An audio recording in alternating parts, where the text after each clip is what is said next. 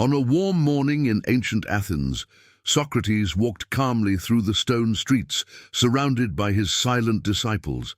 Among them was Plato, a young man with thoughtful eyes who observed every gesture of his master. People watched curiously. The old philosopher, accused of corrupting the youth, would be judged that day. Plato followed him with a heavy heart.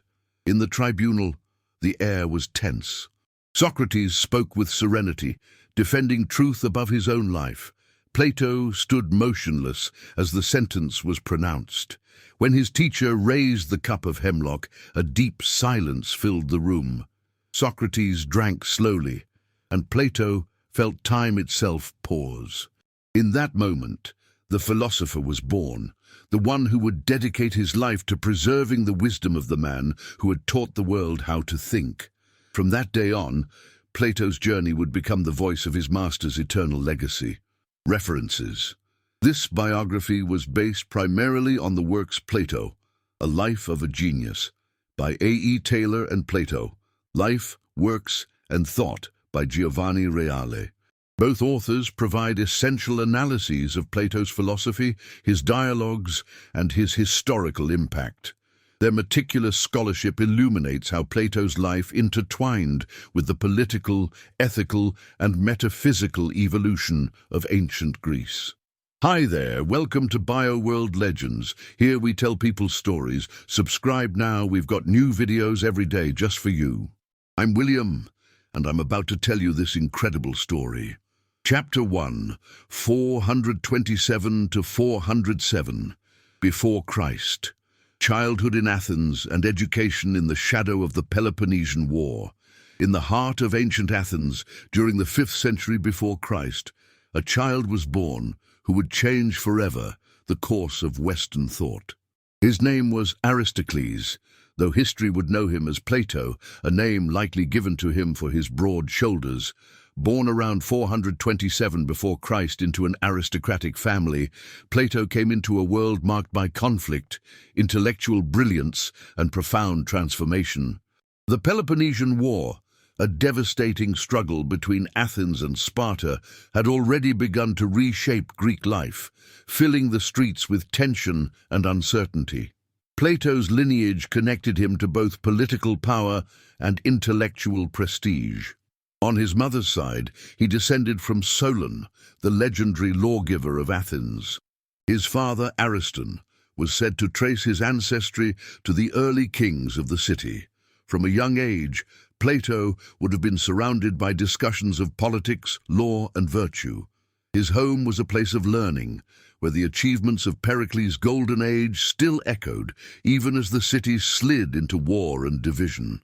Athens of that era was both magnificent and fragile. The Parthenon gleamed on the Acropolis as a symbol of human perfection, but beneath that marble beauty lay the realities of plague, political instability, and the exhaustion of war. As a child, Plato witnessed how a proud democracy could falter under pressure. He saw how ambition and self-interest could destroy the ideals of justice and civic harmony that his ancestors had fought to establish. The young Plato received a refined education, typical of the Athenian elite. He was trained in music, gymnastics, and poetry, arts considered essential to form a balanced soul. According to A.E. Taylor, Plato was deeply influenced by the Homeric tradition. He memorized verses from the Iliad and the Odyssey, learning from them the moral struggles of heroes and the complexity of human fate. He also studied mathematics and geometry, disciplines that would later shape his philosophical reasoning. Yet the Peloponnesian War, lasting nearly 30 years, loomed over his adolescence. It was not merely a distant conflict. It affected every household. Plato would have seen the somber faces of soldiers leaving for the front, the endless funerals, and the political chaos that followed military defeats. The plague of Athens, which struck around 430 before Christ, killed thousands, including many prominent citizens. These experiences, as Giovanni Reale observes, may have awakened in Plato an early sense of disillusionment with politics and human corruption. while his brothers Glaucon and Adimantus would later appear as characters in his dialogues, representing reasoned discourse and political idealism. The young Plato's temperament leaned toward contemplation. He displayed curiosity, a love for questions that could not be answered by myth alone. He admired the poets, yet began to sense that poetry alone could not explain the nature of justice, beauty, or truth. By the time he reached early adulthood, Athens was no longer the shining democracy of Pericles. The defeat by Sparta brought humiliation and internal strife. The brief and bloody rule of the 30 tyrants, a group that included his relative Critias, left Plato profoundly shaken. He had seen firsthand how power corrupted even those who claimed to pursue virtue. This disillusionment would later lead him to search for a deeper, more stable foundation for ethics and governance. His early mentors introduced him to the teachings of Heraclitus and Parmenides, two thinkers whose contrasting visions of reality, change versus permanence, would later become central to his philosophy. Heraclitus taught that everything flows, that life is constant motion. Parmenides claimed that true being is eternal and unchanging. These ideas fascinated the young Athenian, who began to sense that beneath the apparent chaos of the world there must be an order, a realm of eternal truths that reason could grasp. But this intellectual awakening took place against a backdrop of fear and despair. The war's outcome left Athens stripped of its empire, its navy destroyed, and its people divided. The once proud democracy turned into a fragile experiment, vulnerable to demagogues and opportunists. For Plato, the city was both the cradle of civilization and the stage of its moral decline. As A.E. Taylor writes, the boy who grew into Plato learned early that the brilliance of Athens was inseparable from its fragility. Wisdom would have to rise where power and passion had failed. Those early lessons in instability and injustice laid the foundation for everything he would later teach about the soul, the state, and the nature of the good. Plato's first ambition was not necessarily philosophical. According to later accounts, he considered becoming a poet or dramatist, like the celebrated writers of Athens. But the collapse of civic life and the influence of new mentors began to turn his mind away from art and toward philosophy. Poetry, after all, depicted human emotion and destiny, while philosophy sought to understand them. In the closing years of the Peloponnesian War, as the Athenian navy was annihilated and Sparta imposed its rule, the young Plato reached a turning point. He had inherited the culture of Athens at its height, but he was now living in its ruins. The lessons of his childhood, discipline, harmony, courage, were tested by the harsh realities of defeat. The philosopher who would one day imagine an ideal republic was born amid the disillusionment of a fallen city. Athens began to rebuild, slowly and painfully. When democracy was restored, the atmosphere remained tense. Plato, still in his 20s, found himself searching for meaning amid the political noise. It was during this period of confusion that fate prepared to introduce him to the one man who would change his life completely. A barefoot teacher who walked through the markets asking questions about virtue, justice, and truth. That man was Socrates. And with him, Plato would begin the long journey that turned the wounds of war and the questions of youth into the foundations of Western philosophy. Chapter 2, 407 to 399 before Christ, the meeting with Socrates and the philosophical awakening. In the years that followed the Peloponnesian War, Athens struggled to rise from its ruins. Its walls had been torn down, its fleets scattered, and its pride wounded beyond recognition. Yet amid this collective fatigue, something remarkable began to stir, a new age of reflection. The Athenians, long known for their art and power, now turned inward, questioning what had gone wrong. It was in this moment of uncertainty that a young man named Plato encountered the one figure who would forever change his understanding of life: Socrates. Plato was in his early 20s, a man of noble birth and careful upbringing, yet restless in spirit. He had studied poetry, geometry, and the moral ideals of his ancestors, but nothing had satisfied his hunger for truth. Athens, still haunted by war, seemed filled with contradiction.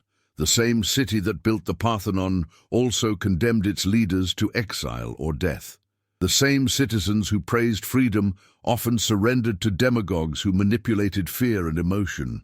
In this atmosphere of moral confusion, Plato met a man who asked questions no one dared to ask. Socrates was unlike any teacher Athens had known. Barefoot, plain in appearance, and with eyes that seemed to pierce the soul, he roamed the agora, the city's central market, engaging merchants, artisans, soldiers, and politicians in conversation. His weapon was irony, his method, dialogue. He claimed to know nothing, yet by the end of each discussion, his interlocutors found themselves stripped of certainty. For the young Plato, this was both disturbing and exhilarating. According to Giovanni Reale, Plato's first impression of Socrates was of a man guided not by ambition or wealth, but by an inner voice, a moral conscience that sought only truth. While others sought power or fame, Socrates pursued virtue, convinced that the unexamined life is not worth living.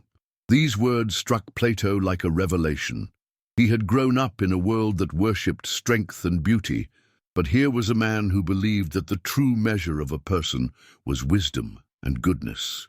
Plato began to follow Socrates closely, attending his discussions and recording his ideas.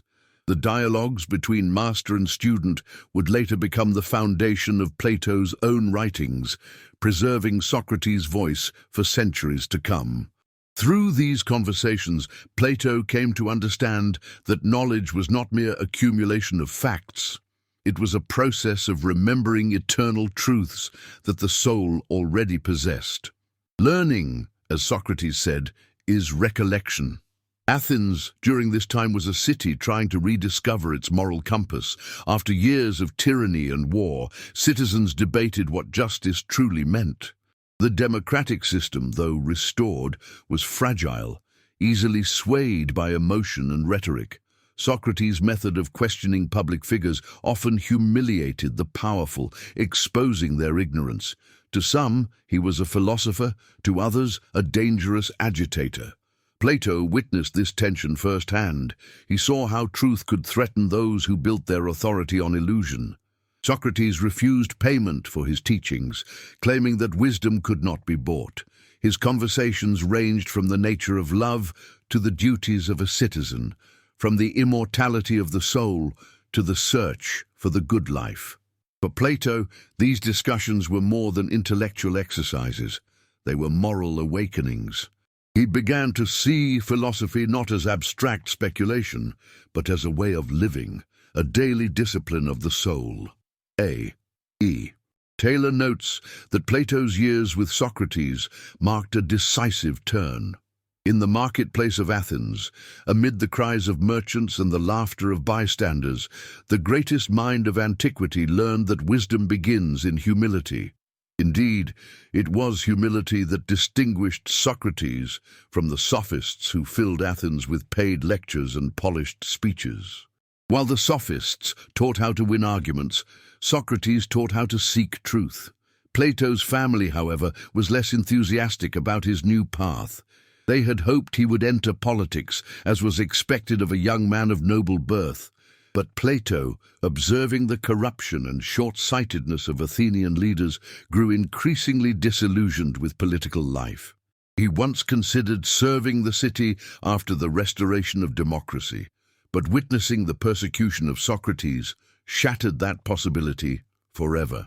The trial of Socrates, in the year 399 before Christ, became one of the most defining events of Plato's life. Accused of impiety and of corrupting the youth, the philosopher stood before a jury of 500 citizens. The charges were vague, but the sentiment was clear. Athens, weary of being challenged, wanted peace, even if it meant silencing its conscience.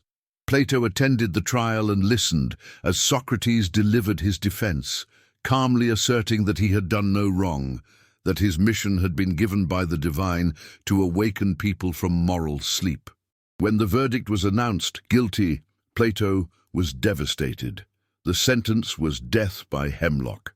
Friends offered to help Socrates escape into exile, but he refused, arguing that a true philosopher must not fear death nor disobey the laws of his city, even when they are unjust.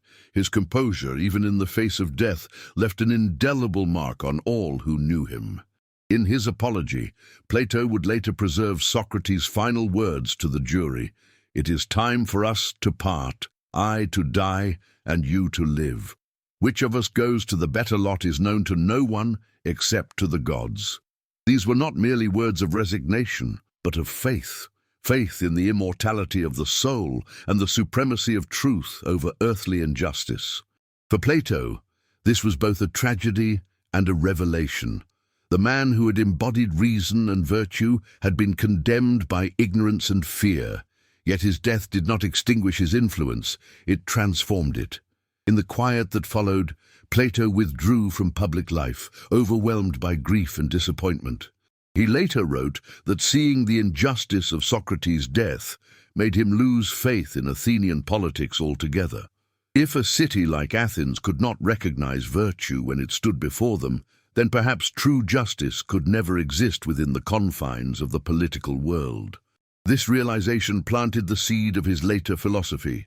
The belief that the world of appearances, the political arena, the body, the senses, was a shadow of a higher invisible reality.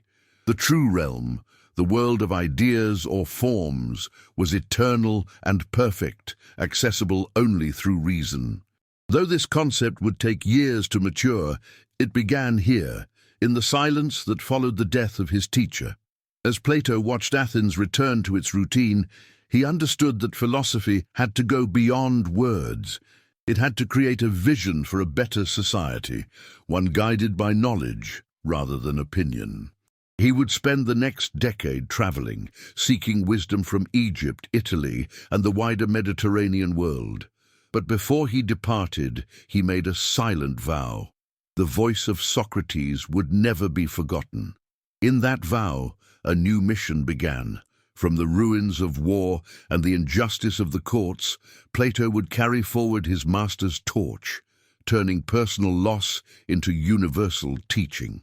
The philosopher who had once wandered through the Agora now lived in Plato's words, not as a martyr, but as the eternal questioner of the human soul. Chapter 3, 399 to 387. Before Christ, the death of Socrates and the journeys across the Mediterranean. The death of Socrates marked the end of one age and the beginning of another. For Athens, it was the silencing of a voice that had questioned its conscience. For Plato, it was the moment that turned grief into purpose. Standing at the threshold of his teacher's cell, he witnessed the calm dignity with which Socrates accepted the cup of hemlock. No cries, no anger, only serenity. Only the poison spread through the philosopher's veins as he continued to speak about the immortality of the soul. Then his voice faded, and the world seemed emptier. Plato, still in his late 20s, was shaken to the core. The man who had taught him that virtue was the only true good was gone, condemned by those who mistook ignorance for wisdom. That injustice left a deep wound that reason alone could not heal. It was, as Giovanni Reale described, a shock that transformed a disciple into a thinker. The city he had once loved now appeared corrupt and blind. Politics, once seen as the arena of noble action, became for him a theater of deceit. In the months that followed, Athens was quiet but uneasy. Many who had participated in Socrates' trial began to regret their decision. Others feared the growing bitterness among the philosopher's followers. Plato and his friends withdrew from public life, seeking safety and reflection. It was a period of silence, of deep meditation on what philosophy should be after Socrates. Plato soon decided to leave Athens. His journey across the Mediterranean became both a physical and intellectual pilgrimage. He first traveled to Megara, where he stayed with Euclid, not the mathematician, but a philosopher and admirer of Socrates. There, in long discussions, Plato began to organize his thoughts, trying to reconcile Socratic ethics with the broader questions of reality and being. From Megara, he likely journeyed to Cyrene in North Africa, known for its school of mathematics. The study of geometry and astronomy fascinated him. He saw in them not only practical sciences, but glimpses of eternal order. Numbers, unlike human opinions, were constant and precise. It was there, perhaps, that Plato first began to link the discipline of mathematics with the pursuit of truth, a connection that would later define his academy. He continued his travels to Italy and Sicily, centers of Pythagorean philosophy. The Pythagoreans believed that the universe was structured according to mathematical harmony, that the soul was immortal, and that the cosmos itself was a living order governed by proportion. These ideas resonated deeply with Plato's growing conviction that beyond the visible world lay a higher invisible reality. All things, he would later write, become beautiful and just when they participate in the form of beauty and justice itself. A.E. Taylor notes that these years of travel were essential for Plato's maturation. He left Athens a disciple. He returned a philosopher. He absorbed the mystical mathematics of Pythagoras, the logical rigor of Elea, and the cosmological insights of Egypt, where priests taught that the stars and numbers were divine expressions of order. From each culture, Plato took fragments that he would later weave into his grand vision of the world of forms, the eternal patterns behind every imperfect thing. Yet these journeys were not without danger. The Mediterranean of the 4th century before Christ was a network of warring cities, unstable tyrannies, and restless seas. Traveling philosophers were often viewed with suspicion, especially in politically tense regions. Plato, however, was driven by an inner certainty that knowledge was the only safe harbor. His exile was not punishment, it was preparation. While abroad, he also encountered communities that practiced communal living, where property and family were shared in pursuit of virtue. These models of disciplined, ideal societies fascinated him. He began to wonder whether the corruption of Athens could be corrected by reimagining its foundations. Could there exist a city where rulers were philosophers, where wisdom, not wealth or birth, guided the state? The seeds of the Republic were planted in these thoughts, though years would pass before they took shape in writing. Despite the intellectual excitement of his travels, Plato longed for Athens. The memory of Socrates haunted him, not as pain, but as a quiet voice urging him to continue the search for truth. In the dialogues he began composing during this period, Socrates reappeared, alive in speech, still asking questions, still guiding others towards self-knowledge. Writing became a form of resurrection. Through words, Plato gave his teacher the immortality the city had denied him. Among his early dialogues were Apology, Crito, and Phaedo, texts that preserved the essence of Socratic ethics. In them, Plato did not merely recount events, he reconstructed the soul of philosophy itself. In Apology, he defended the dignity of reason against ignorance. In Crito, he explored justice and obedience to the law, and in Phaedo, he offered a profound meditation on death, the soul, and the pursuit of truth beyond the body. These writings, circulating among scholars and thinkers, began to establish Plato's reputation. They were not political manifestos nor mystical poems. They were living conversations, an invitation to think. In the simplicity of their structure and the depth of their meaning, they reflected both grief and rebirth.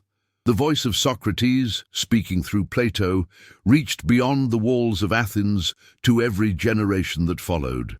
During this period, the political landscape of Greece was shifting again. Sparta's brief supremacy had given way to new rivalries. The old alliances were crumbling, and philosophers found themselves navigating a world where ideals often clashed with necessity. Plato, still cautious about direct political involvement, preferred to study human nature from a distance. He understood that any attempt to reform society must begin with reforming the mind. By the time he returned to Athens around 387 before Christ, Plato was no longer a young man in mourning. He was a thinker ready to teach. He carried with him the wisdom of many lands, the memory of a martyr, and the vision of a new kind of education. The city had changed. Its streets were busier, its people weary but curious. Yet it lacked what he believed most necessary, a place where philosophy could be cultivated systematically, away from the noise of politics.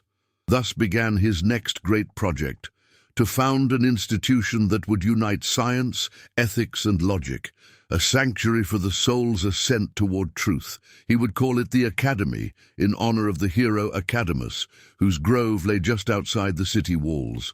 From the death of Socrates rose a new beginning. The disciple who once followed a teacher through the crowded markets of Athens was now prepared to build a home for philosophy itself. The conversations that had begun in the Agora would now continue beneath the olive trees of the Academy, where for generations minds would learn to seek the eternal beyond the fleeting. Plato's journey across the Mediterranean was over, but his voyage through thought had only just begun. Chapter 4, 387 to 367. Before Christ, the foundation of the Academy and the first philosophical dialogues. When Plato returned to Athens after years of travel, the city was quieter, less confident, and more introspective than the one he had left behind. The generation that had condemned Socrates was fading, and a new era of reflection had begun. Among the ruins of old certainties, a thirst for understanding had emerged, and Plato was ready to meet it. He chose a place just outside the walls of Athens, in a grove dedicated to the hero Academus, where the air was filled with the scent of olive trees and the songs of cicadas. It was here, around 387 before Christ, that he founded the Academy, a community devoted to the pursuit of knowledge and virtue. It was not a school in the modern sense, but a fellowship of inquiry. Its members, drawn from across Greece, gathered to discuss mathematics, philosophy, politics, astronomy, and the nature of the soul. The Academy was revolutionary. For the first time in Western history, education was organized around pure thought rather than practical training or rhetoric. Plato envisioned a place where the mind could ascend from the shadows of opinion to the light of truth. Over the entrance, tradition says, were written the words, "Let no one ignorant of geometry enter here." Geometry, for Plato, symbolized precision and harmony, the stepping stone to understanding the eternal order of the cosmos. Within the Academy's shaded courtyards, ideas came alive through dialogue. Students and teachers debated the meaning of justice, love, and knowledge. Unlike the sophists, who charged for lessons, Plato sought not to persuade but to awaken. Learning, he believed, was an act of recollection, the remembering of eternal truths that the soul had once known before birth. Truth, he wrote, is not found in the senses, but in the intellect, which perceives what is eternal and unchanging. His early dialogues from this period, including the Republic, Phaedrus, Symposium, and Meno, explored the most profound questions of human existence. Each presented philosophical inquiry as a form of conversation, often featuring Socrates as the central voice. In the Republic, perhaps his greatest work, Plato sought to define justice not only in the individual but in the state. He imagined a perfectly ordered society where rulers were philosophers, trained to govern not by desire, but by wisdom. This ideal was born from the ruins of Athenian democracy, a response to the corruption and ignorance that had condemned his teacher. In the Republic, Plato introduced his famous allegory of the cave, a metaphor for the human condition. People, he said, live like prisoners chained in a cave, watching shadows on a wall, mistaking them for reality. Only through philosophy, through education of the soul, can one turn toward the light and see the truth. The story was not just a philosophical idea, but a reflection of his own life. Plato had escaped the cave of ignorance through Socratic wisdom, and now sought to lead others out. At the Academy, mathematics, music, and astronomy were studied as pathways to understanding the harmony of the universe. The Pythagorean influence was evident. Everything, from the motion of the stars to the structure of the human soul, followed proportion and order. But Plato went further. He argued that these mathematical truths pointed to something greater, to the existence of abstract, perfect forms that gave meaning to all things. According to Giovanni Reale, the Academy was not only a place of study, it was a living embodiment of Plato's metaphysics, the visible world pointing toward the invisible. Students were encouraged to question everything, to move from opinion to knowledge, from the world of becoming to the world of being. Philosophy, in this sense, was not a profession, but a way of life. Among those who gathered around Plato was a young man from Stagira named Aristotle. Still a teenager when he arrived, Aristotle was curious, brilliant, and relentless in debate. Their relationship was complex, a meeting of two immense minds. For 20 years, Aristotle studied at the Academy, absorbing his master's teachings while gradually forming his own ideas. Though they would later diverge, their time together marked one of the most fertile intellectual partnerships in history. Beyond Athens, Plato's reputation grew. His dialogue circulated among the learned, admired for their clarity, depth, and poetic grace. Unlike the dense prose of other philosophers, Plato wrote with elegance and rhythm, transforming abstract thought into living narrative. His characters spoke like real people, passionate, witty, sometimes ironic, yet their words reached toward the eternal. A. E. Taylor observed that Plato's philosophy moves between heaven and earth, between the intellect of the gods and the struggles of men. But the Academy was more than philosophy in isolation. It was a reflection of Plato's vision for a better world. He believed that ignorance was the root of all injustice, and that true governance required wisdom. The philosopher king of the Republic was not a fantasy. It was a challenge to future generations. Plato argued that education, properly guided, could transform both individuals and societies. A just soul would lead to a just city. Athens, though politically weakened, remained a hub of cultural life. Artists, scientists, and thinkers gathered in its agora, exchanging ideas. Yet Plato's Academy stood apart, serene, contemplative, dedicated to timeless questions rather than immediate gain. Visitors described it as a sanctuary of reason in an age of turmoil. The discussions often continued late into the night under starlit skies, as philosophers debated whether the stars themselves possessed souls.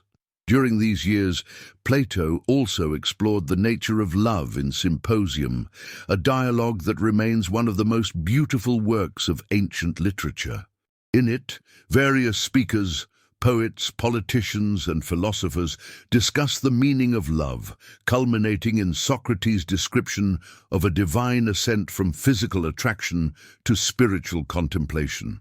True love, Plato taught, was the desire for eternal beauty, the same longing that drives the philosopher toward truth. The Vedras, another dialogue from this period, examined the relationship between the soul and inspiration. Plato described the soul as a charioteer guiding two horses, one noble and rational, the other passionate and unruly. Harmony between them, he said, was the key to wisdom and virtue. These vivid metaphors revealed a philosopher not only of logic, but of imagination. By the middle of the 4th century before Christ, Plato was recognized as one of the leading thinkers of the Greek world.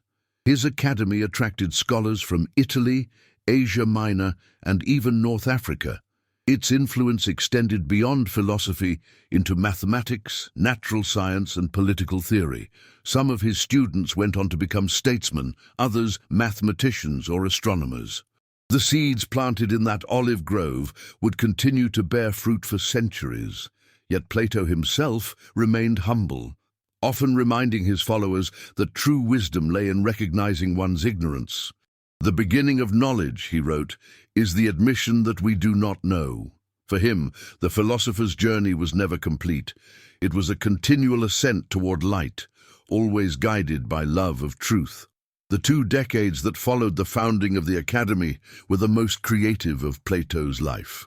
He had transformed his grief for Socrates into a living institution, a model of what education could be when guided by virtue.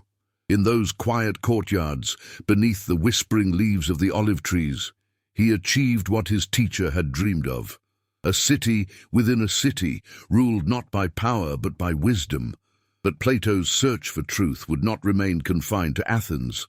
Beyond the horizon lay new challenges, and one of them would lead him far from the safety of the Academy, into the turbulent politics of Sicily, where philosophy and power would once again collide. Chapter 5, 367 to 361, before Christ, the journeys to Sicily and the encounter with Dionysius of Syracuse. By the time Plato reached his 60th year, he had become one of the most respected minds in the Greek world. The Academy flourished, attracting scholars from across the Mediterranean. Yet Plato's ambition extended beyond teaching. He wanted to see his ideas tested in the realm of politics. Philosophy to him was not merely contemplation, it was the art of shaping a just society. It was this belief that would lead him far from Athens, across the sea to the island of Sicily, where a young tyrant dreamed of wisdom but ruled through fear. The journey began through the invitation of Dion, a disciple of Plato and brother-in-law to the ruler of Syracuse, Dionysius the Elder. Dion admired Plato deeply, believing that the philosopher's teachings could guide the state toward virtue. He hoped to introduce Plato to Dionysius and reform the court according to the principles of the Republic. Plato hesitated. He knew the dangers of mixing philosophy with power, and the memory of Socrates' execution still haunted him. Yet the possibility of turning theory into reality tempted him. Perhaps he thought Sicily could become the model of the philosopher king. In the year 367 before Christ, Plato set sail from Athens, crossing the Aegean and Ionian seas toward Sicily. The island was a place of dazzling contrasts: fertile plains, towering volcanoes, and glittering cities enriched by trade. Syracuse, its crown jewel, stood as one of the wealthiest and most powerful cities of the Greek world. But beneath the marble palaces and bustling harbors, the air was heavy with intrigue. Dionysius the Elder ruled as a tyrant, feared as much as he was admired. Plato's arrival caused great curiosity. A philosopher from Athens, preaching the harmony of justice and virtue, was an exotic figure in a court accustomed to luxury and suspicion. Dion, with his characteristic enthusiasm, presented him to the aging ruler, who received him politely but warily. Dionysius, though intelligent, valued power more than wisdom. He listened to Plato's discourses on moderation and justice, but to him they sounded like veiled criticisms of tyranny. According to A.E. Taylor, the encounter between Plato and Dionysius the Elder was the meeting of 2 incompatible worlds, the reflective calm of philosophy and the restless vigilance of despotism. The philosopher soon realized that his words could be dangerous. At first, Dionysius tolerated him out of respect for Dion, but when courtiers began whispering that Plato sought to undermine the ruler's authority, suspicion grew. Plato's frankness, admired in Athens, became perilous in Syracuse. Tensions rose quickly. Dion's political enemies accused him of plotting a coup under the guise of philosophy. Dionysius, fearing betrayal, banished Dion and ordered Plato confined to the palace. The dream of creating a philosopher king dissolved into a nightmare of captivity. Eventually, Dionysius allowed Plato to leave the city, but only after ensuring he would no longer pose a threat. Some accounts even claim that Plato was sold as a slave during his voyage home, rescued only by a friend from Cyrene who ransomed him back to freedom. When he returned to Athens, the experience had left him deeply disillusioned. He had seen firsthand how philosophy could be twisted by ambition and how the lust for power could destroy even noble intentions. Back at the Academy, he shared the lesson with his students. The philosopher's duty was not to rule, but to teach rulers how to love wisdom. Still, the idea of harmonizing thought and power did not die within him. It lingered, a hope that perhaps, under better circumstances, justice could guide a city. Years later, in 367 before Christ, news reached Athens that Dionysius the Elder had died. His son, Dionysius the Younger, now ruled Syracuse, inexperienced, impressionable, and surrounded by flatterers. Dion saw an opportunity. He wrote to Plato, urging him to return to Sicily. The new ruler, he claimed, admired philosophy and wanted to study under Plato himself. It was a tempting prospect, a young mind open to wisdom, perhaps capable of realizing what his father had refused to understand. Once more, Plato embarked on the perilous voyage across the sea. The journey was both physical and symbolic, a return to hope after disappointment. When he arrived in Syracuse, the young Dionysius welcomed him with enthusiasm, calling him the greatest of living philosophers. At first, all seemed promising. Plato gave lectures on virtue, moderation, and justice. Dionysius listened attentively, and for a brief time, the court became a center of learning. But the old patterns soon returned. The courtiers, envious of Dion's influence, began sowing distrust between the philosopher and the ruler. They portrayed Dion as an ambitious schemer, accusing him of plotting to seize the throne under the pretense of reform. Dionysius, easily swayed, turned against his mentor. Dion was exiled once again, and Plato found himself isolated, trapped in a court whose politics he despised. Giovanni Reale describes this second Sicilian episode as a tragedy of ideals confronting reality. Plato had come to guide a ruler toward justice, but found himself surrounded by jealousy, fear, and vanity. Dionysius, though curious about philosophy, treated it as a game, a way to impress his subjects. He loved the sound of wisdom, not its discipline. The more Plato spoke of self-control and virtue, the more the young tyrant's pride resisted. Despite the growing hostility, Plato continued to hope that reason might prevail. He engaged Dionysius in discussions about the soul and the good, urging him to temper his desires and govern with fairness. But the distance between philosopher and tyrant widened. When Dion's friends began urging revolt from exile, Dionysius suspected Plato of conspiracy.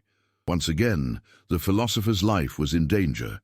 Only through the intervention of the Pythagorean philosopher Archytas of Tarentum was Plato able to escape. Archytas sent an embassy demanding Plato's release, reminding Dionysius that harming the greatest philosopher of Greece would bring shame upon his rule. Reluctantly, Dionysius agreed, allowing Plato to depart. As his ship left the Sicilian coast, Plato watched the city recede into the horizon, a gleaming symbol of what might have been, and of what power without virtue could never achieve. Returning to Athens around 361 before Christ, Plato was older, wiser, and wearier. The 2 journeys to Sicily had taught him more about human nature than any dialogue could. He had seen the failure of idealism in the face of ambition, and yet he did not despair. Back at the Academy, he turned these experiences into reflection, teaching his students that philosophy must not seek to dominate politics, but to enlighten it. The dream of the philosopher king had not been defeated. It had been tested, And though reality had shown its cruelty, the idea remained untouched, a vision to inspire future generations. In those final years before his third and last visit to Sicily, Plato often walked through the olive grove of the Academy at dusk, surrounded by his students. The failures of kings and tyrants had not destroyed his faith in the power of the mind. "Perhaps," he once said, "no human city will ever be perfect, but in striving for it, the soul becomes just." Chapter 6, 361 to 347 before Christ, the final years and the consolidation of his philosophical legacy. When Plato returned to Athens from his second voyage to Sicily, he was no longer the hopeful reformer who once dreamed of philosopher kings. He was a man seasoned by disappointment, yet strengthened by reflection. The encounters with power in Syracuse had shown him that wisdom could inspire rulers, but rarely control them. Still, Plato did not retreat into bitterness or silence. Instead, he turned inward, dedicating his final years to deepening and refining the philosophical vision that had guided him all his life. The Academy continued to flourish. It had become not only a place of study, but a symbol of intellectual freedom, a space where ideas could live without fear of tyranny. Under Plato's guidance, it expanded its curriculum, combining philosophy with mathematics, astronomy, and natural science. Students explored the heavens, studied motion, and debated the nature of being. Among them were future mathematicians, astronomers, and even political leaders who carried his ideas across Greece and beyond. Plato resumed teaching with renewed vigor, often walking among his pupils beneath the olive trees, asking questions that probed the limits of thought. Though older and more cautious, his mind remained sharp and restless. He continued to write dialogues that pushed philosophy into new territories, works that no longer centered solely on Socrates, but on metaphysical and cosmological inquiry. The dialogues of this final period, such as the Sophist, the Statesman, Philebus, Timaeus, and Laws, reveal a thinker at the height of his maturity, seeking to reconcile idealism with the practical realities of human life. In the Sophist and the Statesman, Plato examined the nature of knowledge and the responsibilities of leadership.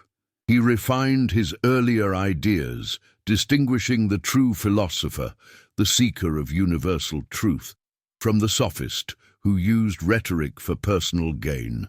He also explored the idea that governance required not only wisdom, but balance.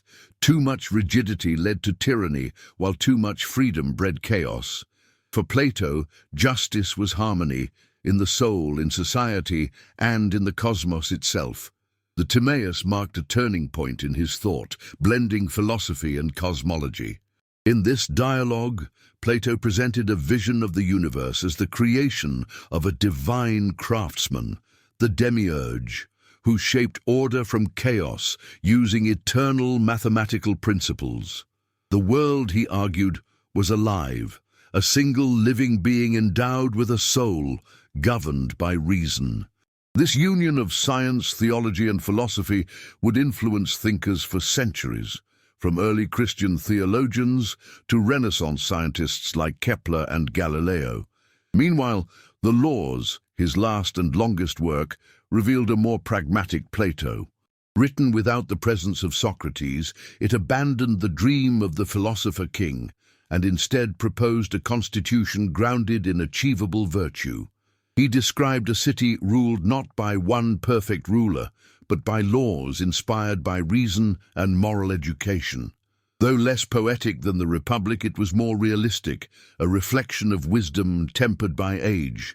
Giovanni Reale described the Laws as the testament of a philosopher who had looked into the heart of human nature and learned to accept its limits without surrendering his ideals.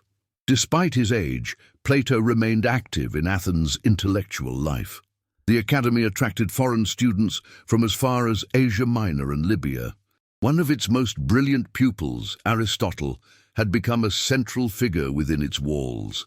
Their relationship, though filled with mutual respect, was also marked by growing divergence. Aristotle admired his teacher deeply but began to challenge his doctrine of forms, the belief that perfect realities existed beyond the material world. Aristotle, ever the empiricist, argued that form and matter were inseparable.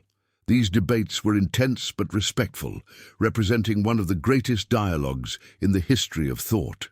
In these later years, Plato's presence in Athens became legendary. Citizens saw him as a figure of quiet dignity, tall, calm, and composed, with eyes that still carried the intensity of youth. He lived modestly, dividing his time between teaching, writing, and contemplation. Though he avoided politics, his advice was often sought by statesmen and generals. To them, he repeated what he had learned through hard experience. Until philosophers are kings, or the kings and princes of this world have the spirit and power of philosophy, cities will have no rest from evils. The Greece of Plato's final years was changing. Macedon, under King Philip, was rising to power, threatening the independence of the city-states. Athens, though culturally vibrant, had lost much of its political influence. The generation that had known Socrates was gone, and new forces were reshaping the Greek world. Yet amid these shifts, Plato's Academy stood as a beacon, a reminder that wisdom outlives empires. Even as his health began to decline, Plato continued to write. His dialogues became more intricate, blending myth, argument, and theology. He explored the immortality of the soul, the nature of pleasure, and the possibility of divine order in human affairs. A.E. Taylor observed that in these works, the rational mind of Greece rose to its purest expression, thought striving toward the eternal. Plato no longer sought to reform governments. He sought to reform the human soul. He also devoted himself to mentoring the next generation of thinkers who would carry his ideas forward. Among them were Speusippus, his nephew and successor at the Academy, and Xenocrates, who would continue to refine his metaphysical teachings. Through them, the Platonic tradition would endure, evolving across centuries into Neoplatonism and shaping Christian, Islamic, and Jewish philosophy alike. The end came quietly. According to tradition, Plato died in his sleep around 347 before Christ at approximately 80 years of age. Some ancient sources say he passed away during a wedding feast, listening to music, a fitting farewell for a man who saw harmony as the essence of the cosmos. Athens mourned not merely a philosopher, but a founder of wisdom itself. He was buried near the academy he had created, beneath the same olive trees where he had once taught. Plato left behind a legacy unmatched in scope and influence. His dialogues, 44 in total, became the cornerstone of Western philosophy. Through them, Socrates' voice continued to question, challenge, and illuminate. For over 2 millennia, his ideas on truth, justice, beauty, and the soul have shaped theology, science, and politics. From the Renaissance to the Enlightenment, from Augustine to Einstein, his thought remained alive, a dialogue across time. Giovanni Reale summarized his influence with precision. Plato was not only the disciple of Socrates, but the teacher of humanity. In him, philosophy became a way of salvation, not through dogma, but through understanding, and thus ended the life of the man who had turned the wounds of war and injustice into the architecture of reason. His Athens was long gone, but his academy endured, not as a place, but as an idea. Each time a person asks what is just, what is true, or what is beautiful, the voice of Plato speaks again, echoing across the centuries. And so our story comes to an end. If you enjoy learning about the great minds that shaped history, subscribe to Bio World Legends. Thank you for watching, and here are 2 more videos you'll love. See you there.